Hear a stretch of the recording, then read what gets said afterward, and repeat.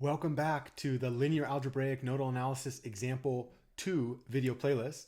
In this second video, we're going to actually run through the first step of our linear algebraic nodal analysis algorithm, or what I call the LANA algorithm.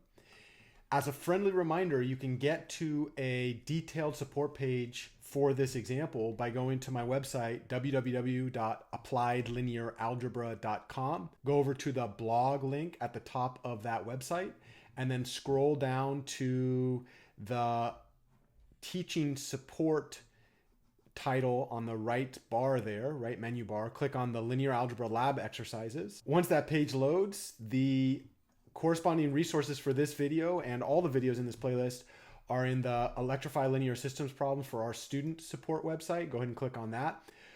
The paper eventually, when I'm ready, I'm going to go ahead and post it right there in that link. And then you can read through all the material that I post here. In every example that we do, including the one in this sequence of videos, we're actually going to work step by step through the LANA algorithm. The quick reference guide gives the 14 steps in kind of a global 10,000 foot view. The step-by-step reference guide actually goes into some more detail. We are going to actually use both of those documents as we run through this process. You can download those at your will. Once again, this example, we're in example 2 in this set of videos.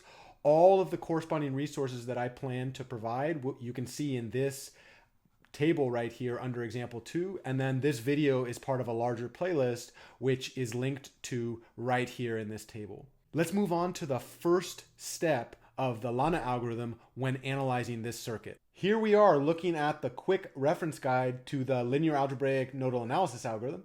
This is the same one that's linked to on the support website for this project. Notice that the first thing that we have to start with is a complete description of an electrical circuit that contains only resistors, DC voltage sources, and DC current sources. Luckily for us, we actually have access to the example 2 write-up. In that example 2 write-up, we have both the ideal circuit schematic, which you see on screen. We have a list of parts needed to build this circuit.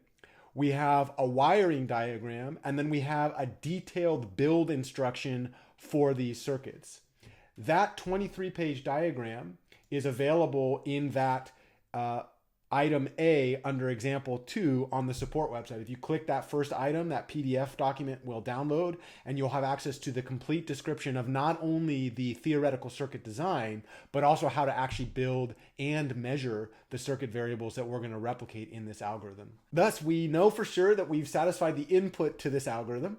Let's go on and move on to the actual algorithm. The first step in this algorithm is to identify and label the entire set of nodes in our circuit. As a friendly reminder of how to identify the nodes in the circuit, we're going to use our node identification heuristic.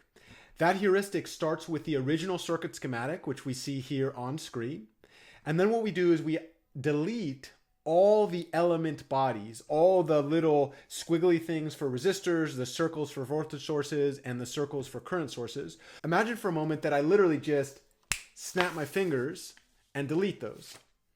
Now, if you were doing this at home, you could use whiteout, or you could actually draw the circuit and then just erase them, but that's exactly what we've done in this. Notice when I delete those element bodies, I'm left over with those contiguous segments of conductor. I've highlighted those to make a very, very specific reference.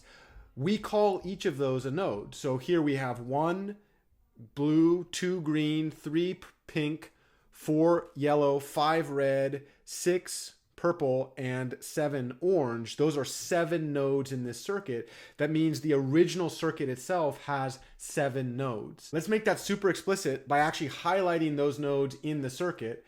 We have now just completed step 1 of the linear algebraic nodal analysis. Let's move on to step 2, where we're going to model this whole circuit using a directed graph and start the process of bringing in matrices. Oh yeah, oh yeah.